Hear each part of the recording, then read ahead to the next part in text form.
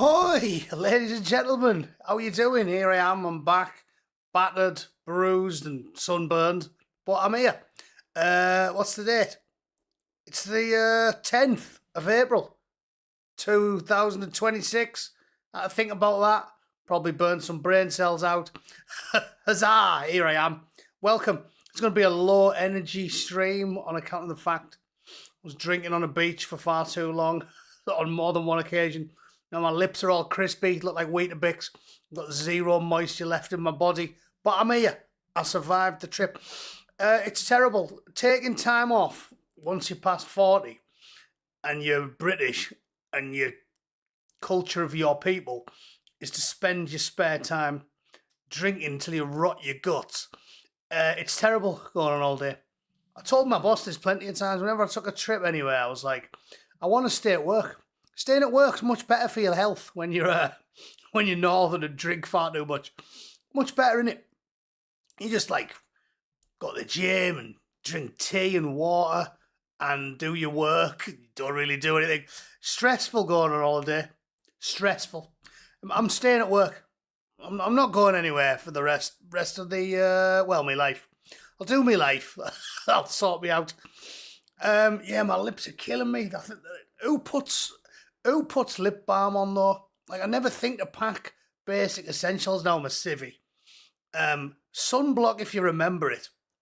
Lip balm, no. So I sprayed loads of sunblock on, but my lips melted. You can't really see there. But yeah, trust me, they've got the consistency of like shredded wheat. Council Estate Race joined. I thought Council Estate Race already was one. Well, don't know. Welcome again, if I'm wrong.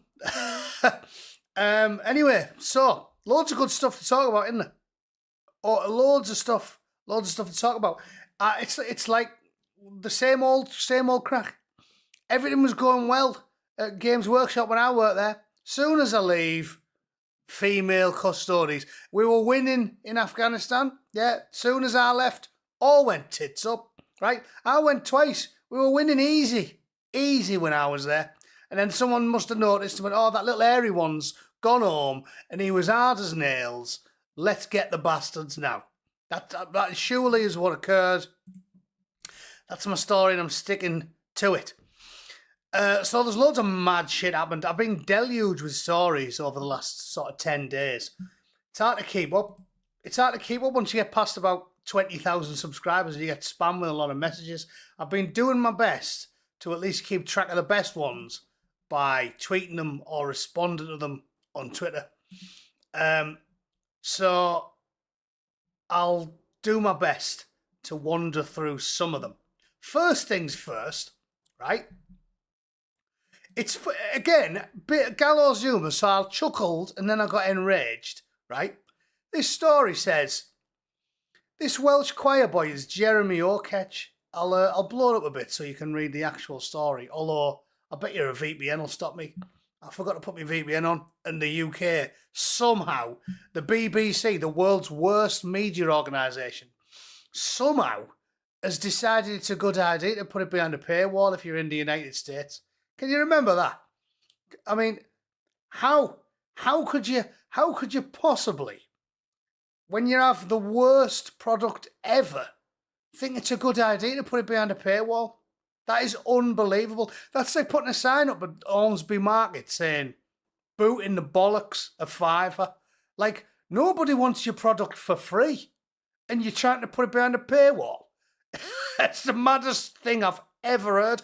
It's like the fattest, ugliest prosy under the bridge putting the price up. How much do you charge for a gobble? Attractive? Relatively attractive hooker. £2. Oh, okay. £2.50 from the howler. I mean, it's lunacy.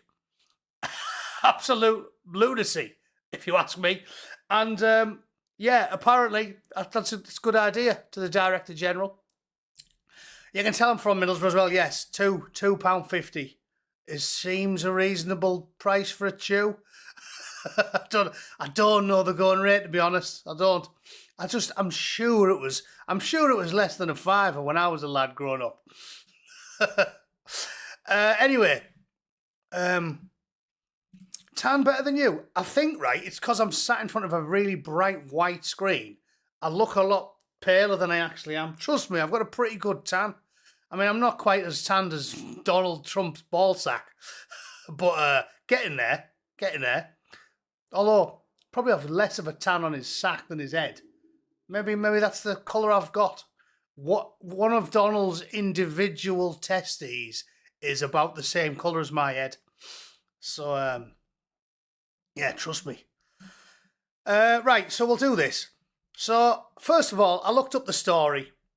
It is true. Second of all, it'll annoy you even more because he'll be out now. Honestly, should we put it a bit bigger so you can read it?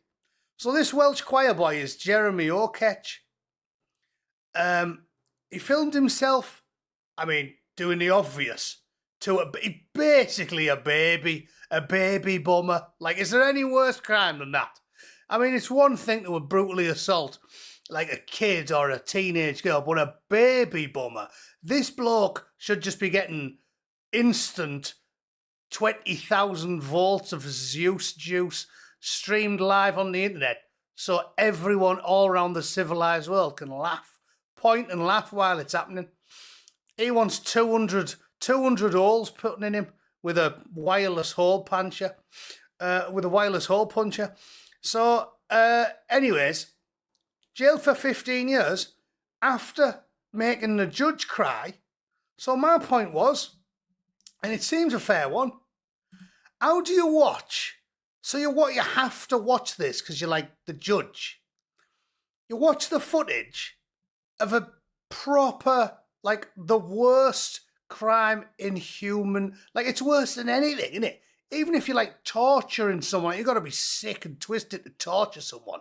But at least if you torture like a grown man, it's not quite as bad if you're doing stuff to a baby, right? And it says the judge burst into tears at the footage. So therefore, the judge, and I put silly mare, because it's got to be a bird. I apologise to all of the tasteful split arses that watch the Angry Bootneck, right? But it's got to be a bird. Got to be. Right? How do you watch that and then cry and sob and go, oh, it's about 15 years. We'll let him out in like 7.5. Yeah, we'll do that. Oh, it's awful. Right, see you later then. I mean, honestly, I can't believe what I'm reading. So I checked. I always check before I put him up. And I typed his name in. And he is indeed. It's a true story. And he's out now. This is the funny bit. If you read, hang on, BBC. Yeah, okay, Daily Mail. I'm trying to avoid the BBC. Yeah, here it is. So it's a real story. Diddler caught out by his hands, filmed himself doing that. Jailed thanks to a professor's analysis of the skin pigment, vein patterns. So they're using modern techniques and technologies to get these people. But then he gets 15 year. So if he got 15 year, well, he's out now, isn't he? And do you reckon they deported him? I think that's a name we want to be remembering. Jeremy O'Ketch, and looking into it. Because I bet you we didn't deport him. I guarantee, the UK being what it is, I guarantee they didn't throw him out. So he'll still be in. Yeah, give him an Ulster or beer. Yeah, it's the only time I'm behind the honours system for people like that. So that is outrageous. I genuinely can't believe. I can't believe the things that I can't believe the things that I see on the internet these days. What's the maximum sentence? Oh yeah, well I suppose we have to look that up. But surely the maximum sentence for being a baby bummer is life. Surely. No one's going to go, whoa, that's a bit much. I mean, can you imagine being in, I don't know what sort of panels get together to decide these things, but wouldn't you be embarrassed to be the voice of dissent? If you were like 20 judges round a dinner table in Westminster and you're deciding these things and you go, next order of business, what should be the maximum sentence for diddling babies? And someone goes, I think we should kill them and that. And then loads will go, yeah, it's a pretty good idea. And then someone's like, well, we could just jail him for life. We got rid of the death penalty. And then they'll go, yeah, probably do that. And then some bloke's gone, whoa. I mean, he only folded a baby up, lads. Come on. I mean, you'd be scared to say anything, wouldn't you? If you were the judge. It's got to be life. So that's what I'm getting at. I'm having a pop at the silly mayor who obviously said, oh, well, let's let him out in 8 then. They'll do him a solid, I'm telling you. Bring back Albert Pierpoint.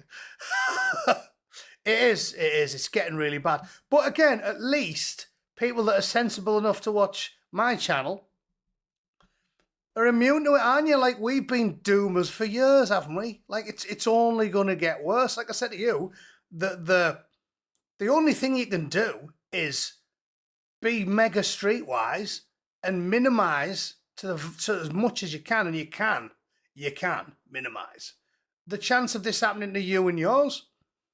I've told you a lot this, loads. My old fella used to joke when I was a bairn and say, oh, if we're getting chased by a bee's nest, I don't have to be fast. I can just trip you up, right? I used to laugh. But there's that many knobheads out there that you don't need to be that clever to hopefully avoid most of it. If you're proper unlucky, yeah. But a lot of this stuff you can avoid by not being a moron. I mean, who leaves a 2-year-old with a random bloke called Jeremy Okinawa or whatever he was called? You can avoid a lot of it if you're sensible. So you just have to get on with it, don't you? And train your nearest and dearest to be proper streetwise and sensible and cynical.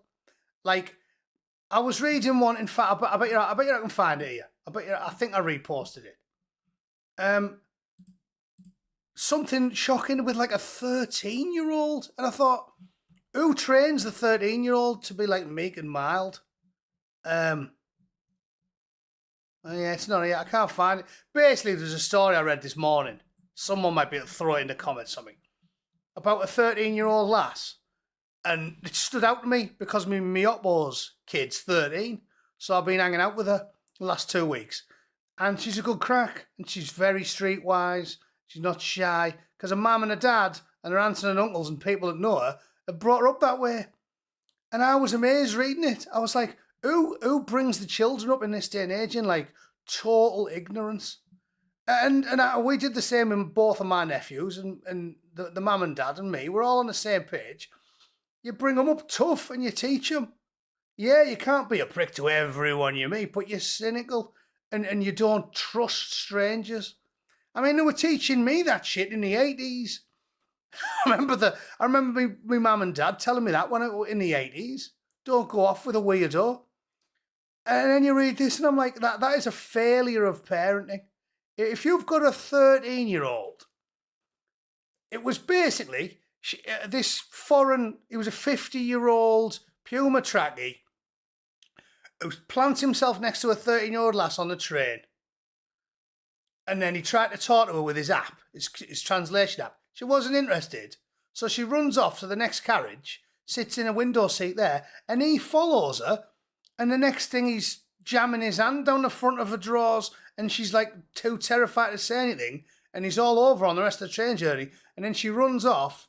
She's crying her eyes out. All the bystanders help her. Phone the police, find the bloke.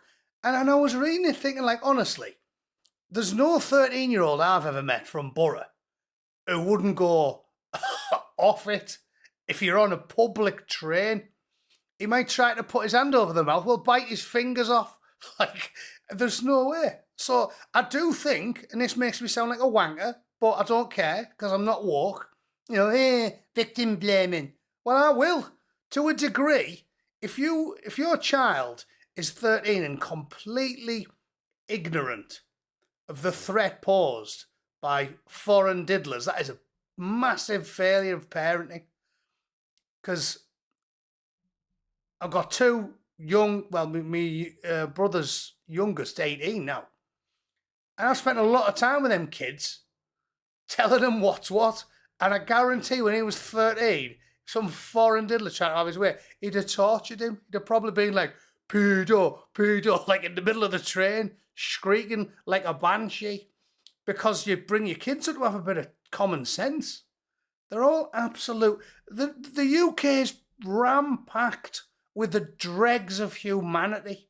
That's what you should be telling your kids. They go, oh, you don't want to scare a kid. Scare them. What's better? Scaring a kid slightly or letting your kid get bounced on by an Afghan or a Turk on a train? Like, you tell them. And you do it with a bit of humour so they're not terrified. Like, I always, it's half joking and half serious, isn't it? So you're like, here, I read enough, you just tell them. You're not going to believe what I read last week. Yeah. If you don't have your wits about you, and you haven't got the bottle to scream and shout and go mental, if a random Turk sits next to you and starts trying to diddle you, then you're going to have a bit of a shock, aren't you? What type of shock, Uncle Matty? Well, the shock that means you walk with a limp for the next week, son. That's the type of shock I'm talking about. It really is unbelievable that people are this ignorant. Johnny Deputy got me more than one. I drink piss, Johnny. That'll get me 20. Thanks very much. It's mental. So we are surrounded by the dregs of humanity. And if you haven't accepted that fact with a sort of grim gallows humour and teach everyone you interact with to be cynical and pessimistic when they're in public places, I don't know what to tell you. This one, I apologise, right? You know my rule. I've disagreed with loads of them about it, especially Dino and all them. I've told you, I don't slag off reform. I spend my time. There's 500 people on my list that are higher than Froggy, so I don't slag them off. But I broke my own rule just once to say I'm not that bothered about having a go at reform councillors. But when the bloke sounds like a character from In the Night Garden or Andy Pandy, that takes the piss, doesn't it? This bloke's called Some Bandy or Pandy. So this fella, that was a good one. A Reform Huddersfield candidate. I'm sure everyone recognises where their faces come from. And I said Macca Packer's going to be running in Leeds next week. It's unbelievable, isn't it? Andy Pandy shouldn't be running for office for reform. I'm sorry. You can have a couple, but they're going all out. It's like United Colours of Benetton. I seen one today that said 16 of them, or 16 candidates out of 16 in one, are Matt, gives a plug for Galactic Village. Did you put a link in the comments? Then I'll give you a plug. It's unbelievable, really. How hard you have? They used to call them token for a reason. If you've got to pick like 500 councillors, put like 5 in. Put a token one in. If you're trying to be, as inclusive as possible. But you don't fill 16 out of 16 seats. The blokes who were born abroad. I mean, again, I've got no appetite for slagging off Restore, because I've learnt my lesson from Boris Johnson. The least worst option, as we know, I told you lot not to vote Conservative, right? But clearly I was wrong. Like, how much worse could it be if what's his name? Puma Tracky was still in Downing Street. If Rishi Sunak or Liz Truss was still in Downing Street, it wouldn't be this bad. Chagos wouldn't be a thing. Like, they're out communists, these people. So now I am cynically saying, I think if a week, I'll promote Restore and I'll stick to my rule and not slagging off reform. Like, Restore a class, reform shite. But if 5 days before the general election, they've just got absolutely no chance because the normies don't wake up and it takes 15 years to get a political... It seems like it takes that long. It took Farage that long to get into mainstream, didn't it? If it's not happening, then I would advocate holding your nose and voting for Al Froggy, because it can't be anywhere near as bad as what we've got. Yeah, well, that's what I'm saying, Jabba. That's what I'm saying. It's not that simple. I'd rather have Sunak in than Starmer now. I definitely would. I think at least you might be able to squeeze 4 or 5 years more pleasure out of your life before everything completely falls to bits. So yeah, I'm not spending much time doing that. There's too many Labour wankers to have a go at. But that is unbelievable. Bandy or pandy. I mean, come on. Dave Smith. I want to see a bloke who looks like me called Dave. Is there any? This bloke, let's talk about this wanker and all. He's got the neck of 1,000 giraffes, right? Does anyone follow Sadiq Khan? And they've noticed that he's never ever opened the comments on any of his tweets. Like, he talks about building coalitions and getting on with people and all that. He will not let you reply to any of his tweets. And he's decided, and again, he'll happily tell you, because these tin pot tyrants are just more than happy to just tell you what they are. They don't hide it. He's just outright come out and said, because the outrage economy is growing, I'm calling for urgent action from social media companies and the government. So what he's saying is, because I criticise the horrible, ugly, big-nosed little scrubber, third world, pot-bellied dwarf, right? Because we have a go at him, instead of listening to anything we say, even kitchen table issues that you'd think everyone would care about, like little kids getting diddled in London, or buses and trains exploding, or decapitations, or knife crime. Instead of doing anything about all that, you know what they need urgent new legislation for? Social media companies. Like, think about what I can't believe that post didn't get more widely shared by people outraged about it. Only got 1.2k. Because that is an outrageous post to make, but most people are too thick to understand what he's saying. He's coming right out there and just admitting, yeah, I don't care about knife crime or kiddie fiddlers or surprise sex enthusiasts or terrorism. Urgent action. Well, by definition, not everything can be urgent action. You have to triage incidents, don't you? So the fact that he's just posted this, free and fair, just put it out there like it means nothing, and most people aren't outraged about it, disturbs me. Because he's just said, urgent action. Or what's the urgent action? Kiddie fiddling, a terrorist? No, the urgent action is we need more legislation. We need more clamping down on free speech. We need more aggression towards the social media companies. We need more governance because the oiks are noticing when things are happening in London.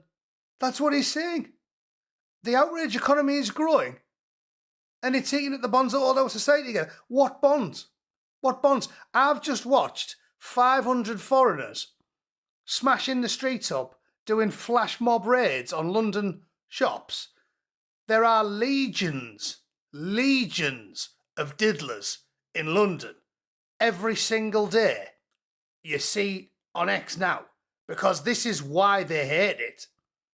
They hate it because now you see it every day. Now, every single day, you put X on, and this is why the BBC got rid of Crime Watch.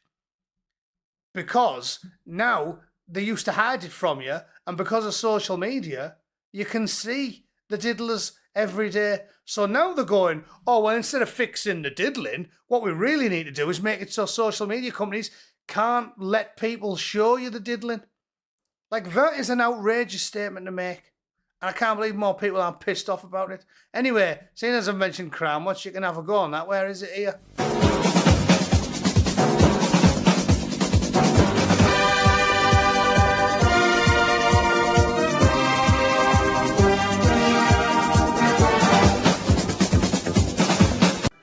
You don't know the way. Yes, I do. Do you know the way? I know the way. You have to have Ebola to know the way. I have. That's why they got rid of Crime Watch. That's why. Because whenever they put it on, they noticed that all the people on Crime Watch, except for the presenter, had Ebola. That's why they stopped it. So this is the whole point in it. That the government's putting all their effort in to not stopping the crime. They're putting all their effort in to letting you know about the crime. And that just went, apparently that went by relatively unknown by people. Like that one, it's bog standard.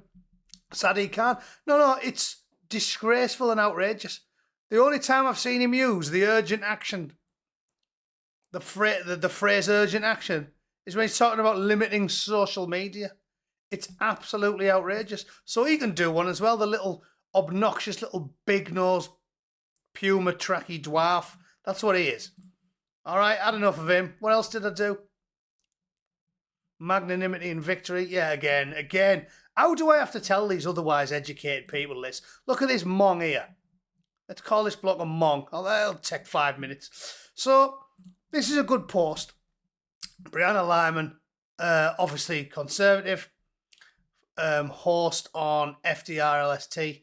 She said, when Robert E. Lee, great American general, very reasonable chap, he's highly thought of by historians, showed up to talk to Ulysses S. Grant. It said before anything was signed, they were chatting about the shared service because they were Americans together. And he said, when Grant learned that Lee's men were starving after having not eaten for days, he sent them loads of rations. Lee was happy with that. He said he signed the terms of surrender. The Union soldiers cheered, so Grant gave him a bollocking. He said, they're your countrymen. We can't be cheering over their downfall. Lee worked diligently to stop the Confederates from waging a guerrilla war, encouraged everyone to set the sides aside, swallow the loss, go home and in peace, tightening his own right, blah, blah, blah, right? And I pointed out that the only way you can win any war, which again, I can't believe otherwise educated people talk drivel about conflict. So it's the rare occasions I disagree with Sargoy when he's talking about conflict. He seems to be a little bit misinformed about some of these things. He doesn't really understand the basics of soldiering. And the one thing I can't understand is that people seem to think that there's any other option to end a conflict other than total annihilation or making friends with them. Like, there isn't a third option. People might argue about the different ways that you achieve this stuff, but ultimately it's those two options. There's nothing else. Making friends with them might sound like I'm being pithy, but that's what you do. That's what happened with Sinn Féin and Pyra. We're not friends, but you go to the table and as I've said many times, you both say, got to take a bite of the shit sandwich, lads. And the reason people like McGuinness get praised by the enemy is because they realise, like clever people know, that they talk the hardcore ones in to accepting the peace. And the Omar bombing was a splinter group, wasn't it? So that post by Brianna Lyman is 100% accurate. There's only two options. You either eradicate them entirely, total mass genocide of everyone, or you make them your friends. And this is why I still crave battle with these people, because the endless pulling down of the statues and the spite and the zeal that these religious fanatics go about their business only promotes more hatred. They talk a good game about being, the good, progressive, decent people, but they exist for spite. And look at this thick twat who responded to me. Again, one of these postmodernists who doesn't know anything. He said, the point of raising statues was to humiliate and mock the black people whose freedom ended up being subjugated under Jim Crow and to celebrate the end of Reconstruction. Total bollocks, right? The point of raising the statues is to honour your enemy So they don't go, you know what, let's just start killing each other again. If you mock and humiliate the enemy, then they'll get back to being your enemy, won't they? So you have to go, come on, lads, we're all Americans. Look, we'll put some statues up for you. The black people, A, there was hardly any of them, and B, they were quite happy anyway. Yeah, because guess what? They weren't property anymore. You didn't need to worry about cheering them up, did you? You thick twat. These postmodernist fuckwits don't know anything about anything. They are always wrong. All the time. Even when they're trying to be clever, the point of it was to humiliate the black. No, it wasn't. They weren't too worried about them. There wasn't that many of them. They were worried about uniting the country and ending a civil war with a death toll that was staggering. That they're not too worried about the tiny minority of people. They're worried about building the country back up. So it's total bollocks. They're just wrong on everything. Anyway, that's a good point. Upbringing on a military camp, yeah. Well, it's not the same as being in the military, is it? Fair enough, his dad was in, but it's not the same. It's not the same as being. It's not the same as actually training for years, reading all the doctrine, all that bollocks. Show Susan Hall interrogating Sadiq on surprise gangs. Well, again, find me a link then. When there's loads of people watching, I don't just want to sit here typing in silence. Throw me a link in and I'll show it. I don't know which one you're talking about, to be honest. I've seen more than one of him getting drilled at Town Hall, and he just looks like a rat because he's a worm. Richard Davies, what are you up about? What happened so far? P.S. Newcomb. What's happened? Oh, you're just talking about in general. Yeah, well, you can go back and watch it. 33 minutes in, have a look. We've just been scrolling through my feed because that's how I save stories when I'm on the go. What else have we got? Oh yeah, that's unbelievable. Again, I mean, you don't really need to refute these people because they're absolute mongs. This bloke, or is it a bloke? It looks like a bloke, even though he's got a woman's name. I'm guessing because he's a communist. Donna Mugger said the armed forces are the best in the world at diddling in Kenya. I'd love to know the statistics of how much of that went on, but I'm sure you all seen. If anyone's got a link to a good tweet, throw it in the chat. I'm sure you all saw the statistics. I seen it about a fortnight ago. My missus sent me one, but I don't know where it is now. There was something like an 18-month period of time in London, in the United States. It might have been between 2023 and 25, or maybe it was 18 and 20. So it wasn't that long ago. And apparently, they went over a year with tens of thousands of European women getting surprise sexed by hairy-arsed African gentlemen. And there was zero reported incidents, as in none for the entire country, of African women getting attacked by European men. So when Donna sees the actual statistics, Donna's in for a bit of a surprise, isn't he? Because Donna's believing left-wing propaganda that, as usual, flies in the face of reality itself. So good luck with that. Good luck selling the world that one when absolutely no one is interested in smashing one into some bird who looks like shaved Chewbacca. That's what I used to call Grace Jones when I was a teenager. I seen her in that Bond film and I was like, I thought Bond films were meant to have fit birds in. This one just looks like shaved Chewbacca. So anyway, I don't fully understand what shaved Chewbacca would look like, but I'm just riffing. I would think it would be something like that, though. Bobby Sands, I've talked about.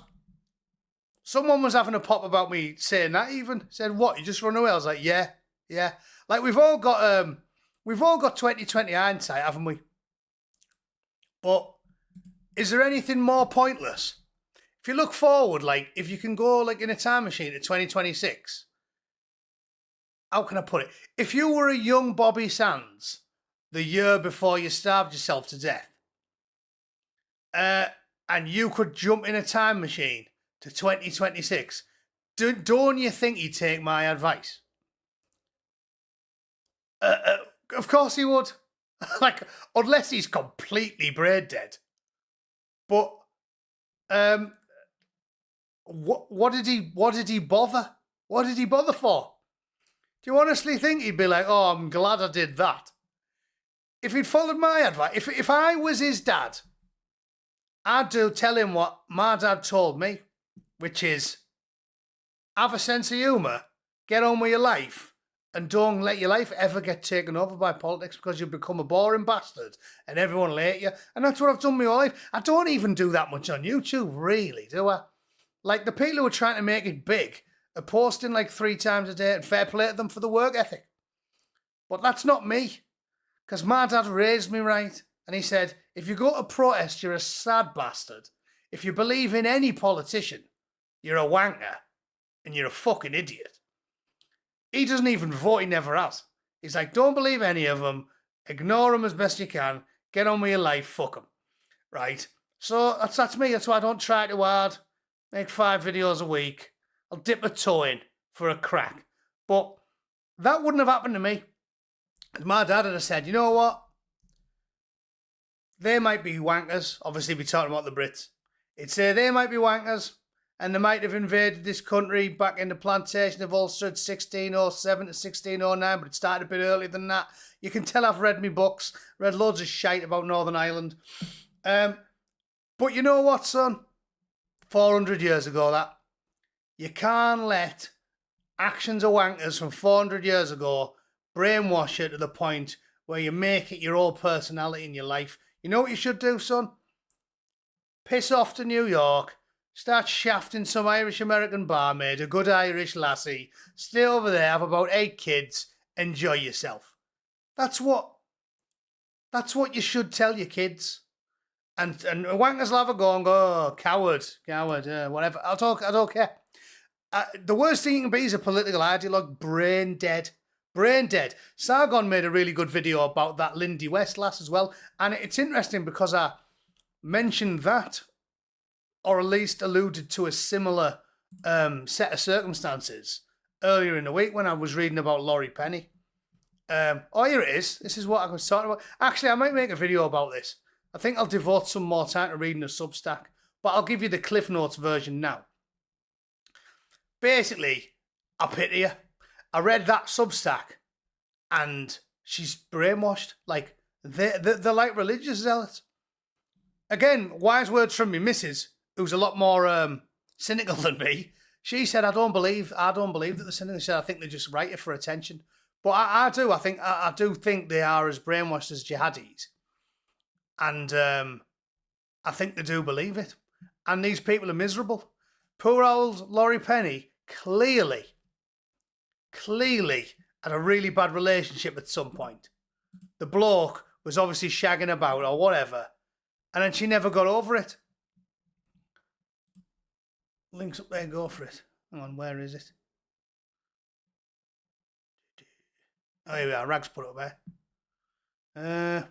How do I grab a link in this bastard thing? Just put it on the screen. Send me in WhatsApp, Rags. You've got my WhatsApp, haven't you? Yeah, so I actually pity them. I genuinely feel bad for them. I think that these people are as indoctrinated as any religious zealot or, like, you know, full-blown jihadi warrior. And I think that they get trained that once you've got an idea, a doctrine, I think they're such true believers that they won't get over it. The sort of, if they start to think, and maybe, like, I'm sure everybody who follows my channel is similar, because we've been trained to change our minds when we disagree, when the evidence suggests otherwise.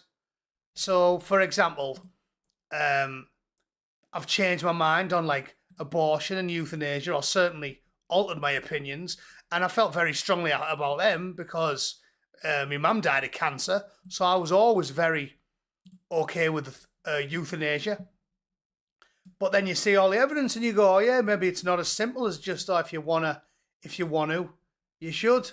It's not that simple because there's a big state involved and lots of things can go wrong. And the next thing, you start doing Trudeau type shite where some poor lass gets attacked by a gang of blokes and they end up going, well, just put yourself down then.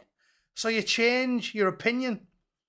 I've took 10 steps right over the last 10 years. I changed my opinions. But people like Laurie Penny and that lass, Lindy West, bless them, are deranged because they got indoctrinated when they were kids, and then all them neurons, all them neural fibres in the brain sort of harden up and they can't get over it. And they just sort of go, oh, well, then I have to get rid of the critical thinking. I have to get rid of it.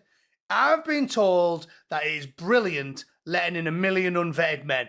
And if I pick up the paper 5 or 6 days in a row and every day there's a young woman getting savaged by one of them, if I start to think, okay, maybe it's not a good idea, well, then I have to kill that idea. And that is kind of the backbone of postmodernist ideology.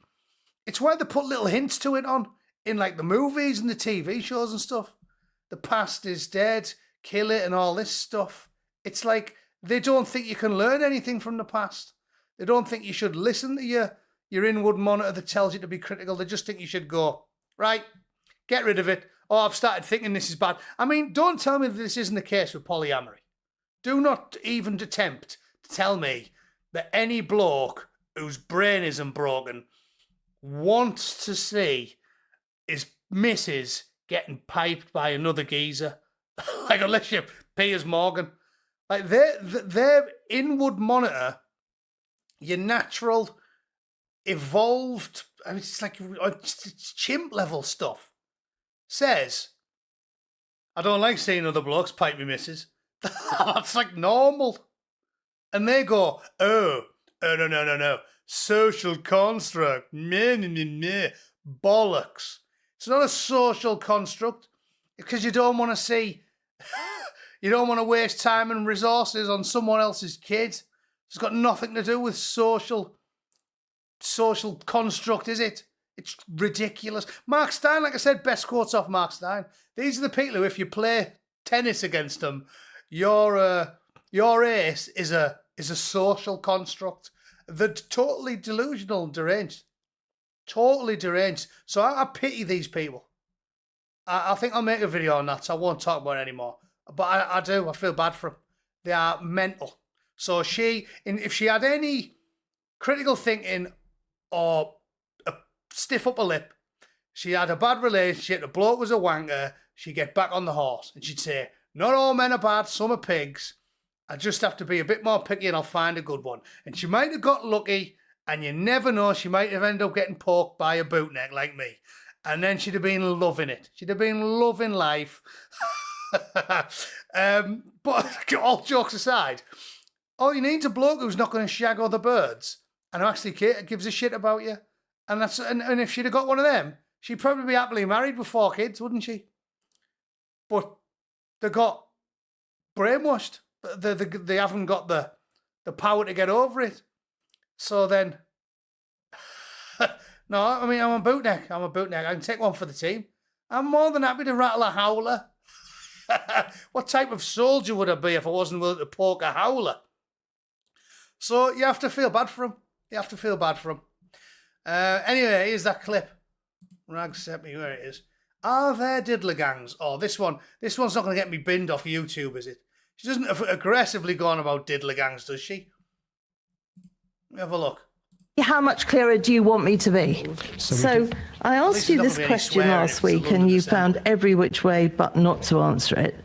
Just how many grooming gangs have we got in London? So the situation in London in relation to young people being groomed is different to the parts of... Have you noticed how he wouldn't even say the word, the GG? It's like he's on YouTube and he's scared of getting demonetised. He's like me. I'm amazed he didn't say, regarding youthful people being surprise sexed by enthusiasts from foreign climes. He wouldn't even say the double G word himself, would he? They're unbelievable. The country. So what we have in London is young people being groomed, use your words, not mine, to be used in county lines. Use your words. I don't say things like that. Yeah, because you're a commie and you think controlling the language, it's like a magic spell. They are the proper weirdos, like he's little big-nosed Gandalf, and he thinks if you say the words, it gives them power or something. They are proper weirdos. Anyway, sorry, we'll get through it eventually. Go on. In relation to sometimes... Okay, let me make it clearer. Sorry, I wasn't clear enough. I was told I shouldn't be saying rape gangs. They are rape gangs. I'm talking about... Oh, you get me in bother, you lot, here. Rape gangs. I'm not talking about country. You can't say the R word that many times. That's the most I've ever seen it said on YouTube. Thanks for that. Lines. But to go back, nobody likes me saying rape gangs, although they are rape gangs. Grooming gangs... Can she hear me? She's doing it on purpose now. No one likes me saying this word, so I'll say it 40 times in 10 seconds. That I would call rape gangs. Tell me about them. How many of those have we got? Not country lines, those particular groups. To avoid any misunderstanding, can she define what she means by that? Yes, if you look at what's gone on in Rotherham, where there are people taking young girls, grooming them for sex, that is what I'm talking about. We know in London there are issues about exploitation of young people. He's stammering as well. He's such a little worm, isn't he? But they're not as defined by the member in her definition of what those types of gangs are. So are you saying we haven't got the same sort of gangs that are in Rotherham, Bradford and lots of other places in the country? Just for the misunderstanding, what does she mean by that? You know full well what I mean by that. It's all over the television. You know exactly what I mean by that. These gangs of people that are grooming young girls for sex. Do we actually have those in London? Today we need to give a full answer. Can she be clear what she means by that? I'm not clear what she means. How much clearer do you want me? He's a maggot, isn't he? He's a maggot. Smug little worm. He knows exactly what it means. It's because he knows for a fact that they're being carried out by these blokes along religious lines. And again, the little rat Jack Straw said it 20 years ago. Jack Straw outright come out and said it. I've shown you websites and stories and stories and stories about it. Jack Straw said, yes, it was religiously motivated. Yes, they viewed them as easy meat. That's why Peter McLaughlin called his book that. They viewed them as that because they didn't want to acknowledge it because of the religious element, because they were scared of the phobia. That's why. So he's just a little maggot, and you can see by his face and his mannerisms like that, he's looking like a sort of camp version of, I don't know, sunbed Elton John. To be. Look at the gangs that they've uncovered in other parts of the country. Do we have those gangs in London? It's a simple question. The answer is very simple. It's yes or no. I'm not asking you where those gangs are because the police might not want them to be disclosed. I'm asking you, do we have those sort of gangs in London? I'm not sure why she's so nervous to say what she means. What do you mean? No. I'm saying exactly what I mean. I'm saying, have we got any of those grooming gangs in London? I'm unclear, Chair, what is meant by the question. If you could spell it out, I can answer. I've just spelt it out. Are you not listening? It's the sort of gangs that groom young girls at a young age for sex. Exactly how much clearer do you want me to be? So we do have issues in London with young girls being groomed for county lines. Some of those girls are used for sex. And that's one of the reasons why I've set up things like the Lighthouse, funded by City Hall, why we've set up 4 hubs to help survivors of child sexual abuse. Well, clearly what he was doing there as well, right? He wanted her to say the M word, didn't he? Is what he was trying to do. He was thinking he can turn it into a gotcha moment and say, oh, let's not talk about the gangs. Let's talk about your phobia. And we know what the phobia is. Yeah, he does. He's a proper little rat, isn't he? That's what it is. He knows she can't. So he was trying to turn it into a gotcha moment. Obviously, she was clever enough not to. And also wasting time, just because he doesn't want to do anything real, does he? Well, like I said, he's already on the list. We can stop there. He's already on the list. He's on my glorious list of, if we actually get a proper right-wing government in power, he's on the list, which is the first one up in the dock. And as far as I'm concerned, we can start giving whole life terms to them. Maybe it'd be another legal challenge to get the electric lazy boy out. Well, I've got plenty of time. I'm a patient man. I'm happy to settle for a whole life term for high treason, and don't even pretend that we couldn't get him on trafficking charges. If you're complicit in diddler gangs, and they all are, then we can send him to jail under current legislation. You wouldn't even need to change anything. By definition, when Starmer sent out a circular, which his own MPs, Labour activists, have told us exists, when he sent that circular out, he was complicit in gangs, people trafficking, torture, abuse, surprise sex, possibly murder. Like, we could get them on about 40 counts each. So don't tell me that that's an extreme position. My position is the reasonable position. If you talk to people like Dino, his position will be bullets in the head all around. So my position is not extreme at all. All I'm saying is, try them. Instead of just pretending it never happened, pile up the mountain of evidence against every single councillor, MP, many of them white people who look like Keir Starmer, Tony Blair, all these people, Emily Thornberry.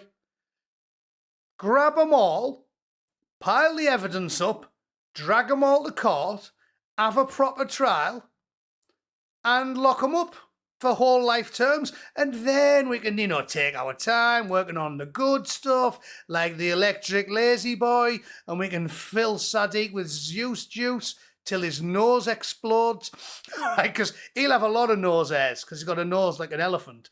So if they all set on fire instantaneously, his head will blow up, and that'll do me. I'm happy with that. That's not an extremist position, is it?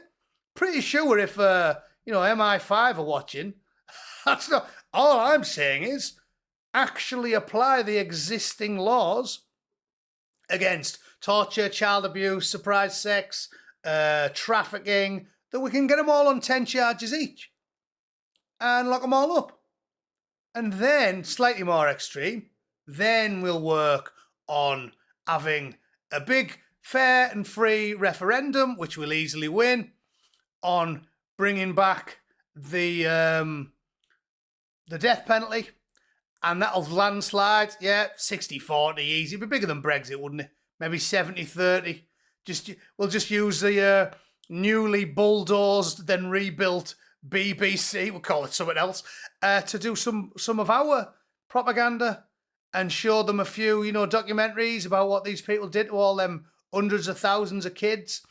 And I'll get the meeting out of my hand. I'll be chief news. I'll be the new Director General.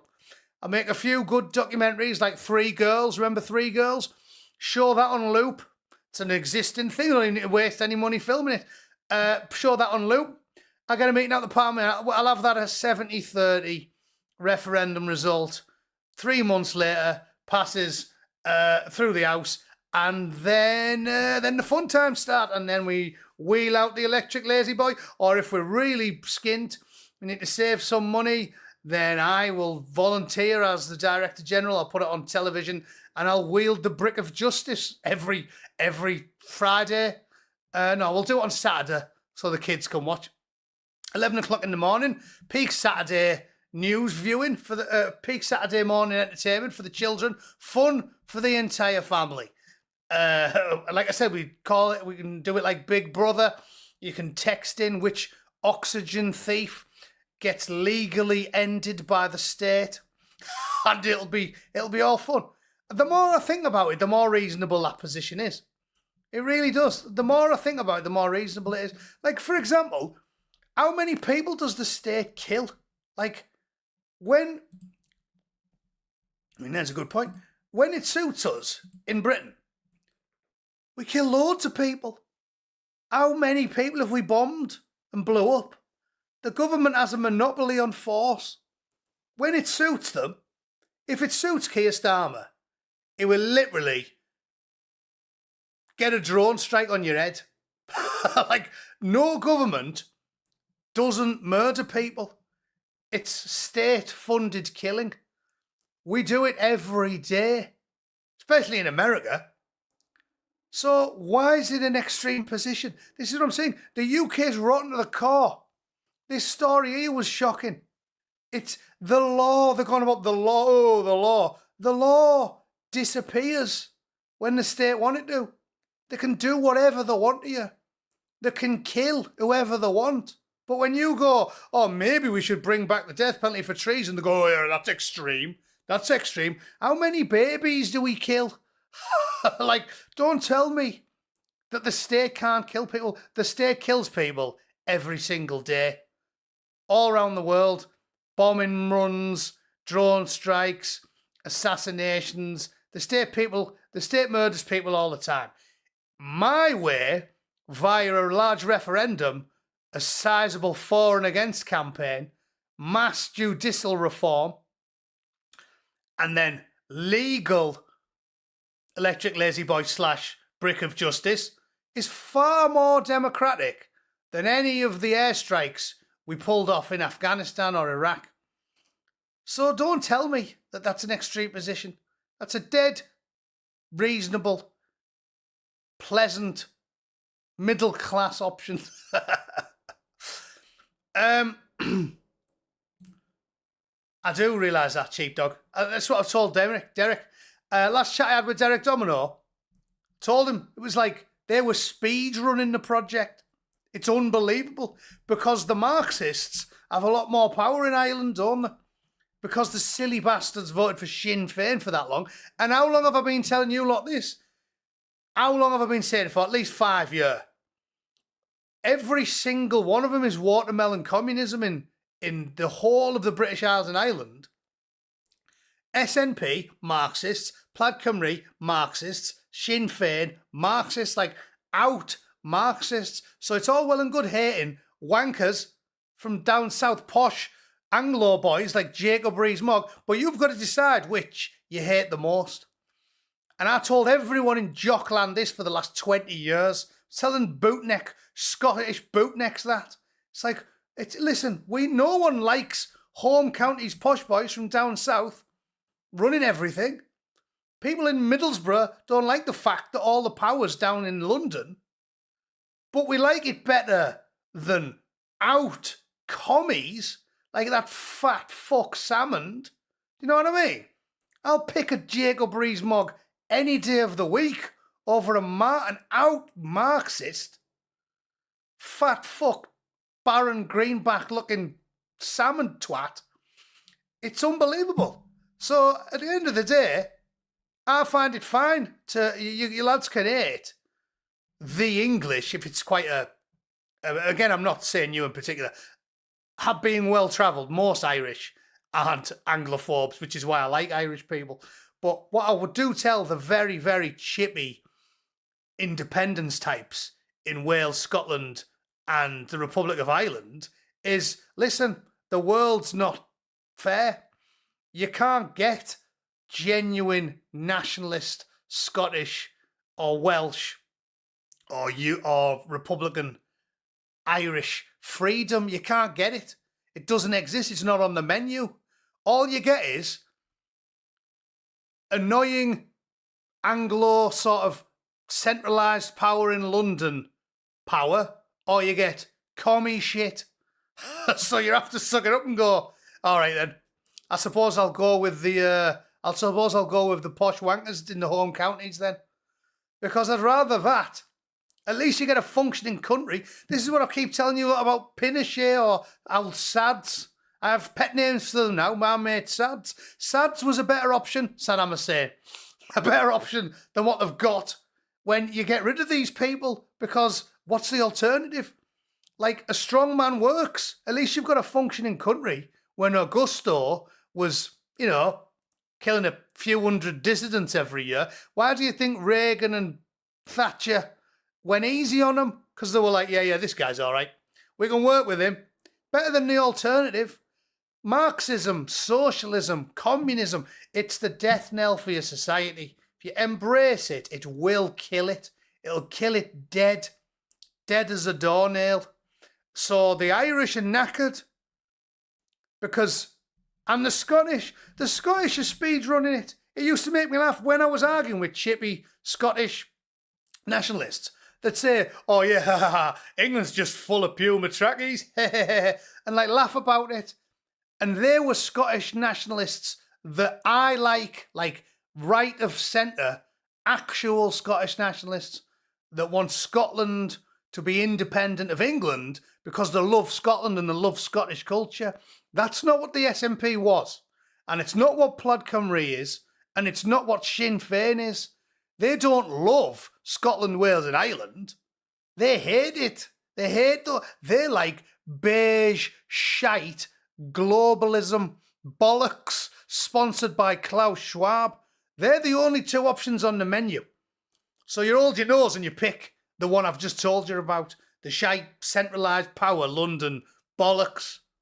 But you can't get independence in Scotland without getting full-blown communism. And that's why I laugh, because they used to laugh and go, hey, the right-wing nationalists. Hey, England's full of puma trackies. Have you seen the clip of Scotland now? Walk through Glasgow. It's like being in the Cosby Show / Fresh Prince of Bel-Air / Slumdog Millionaire. So I do feel bad for the Irish, especially Irish, right-wing Irish nationalists, because they're all speedrunning it. Back in the day, it was only like Bradford, Bradalabad, and a few places in England in the 80s where you got loads of foreigners. Now, they're all in the shit. And that's what I tell them all. And there's still very chippy Irish nationalists to this day who hate the English. Oh, it's all their fault. Everything's bad because of them. Well, carry on down the road you get to and see if you're happier. I'm telling you, even Bobby Sands, if he could see the clip of Dublin now, he'd be like, I'll go and be a prison guard unionist on the maze. I'm telling you, he'd be like, I'll tell you what, I'll go and join the Orange Order, fly a Union Jack and drink pints of best bitter in a right-wing working class council estate pub in England. Like, if your choice is endless gangs of brown and black kiddie fiddlers, or this, British / London unionism, they'll probably go with that one. And I reckon Scotland would as well. So there you go. Anyway, right, that's an hour and 4 minutes. You can have that. For now, you twat, I'm back in the chair. I'll make some content tonight. And I'll hopefully see you this week. Is it Saturday? Yeah, it's Saturday. All right, I'll do a stream tomorrow then. I'll see you tomorrow. All right? Thanks for tuning in, everyone. That was enough bollocks for an hour. No shit, though. I do feel bad for the Irish. I know you lads are speedrunning it. Please don't blame it all on us. Sinn Féin. Call me gibberish. It's what you get. You don't deserve it, but none of us do. Right, see you tomorrow. Cheers, lads. Take it easy.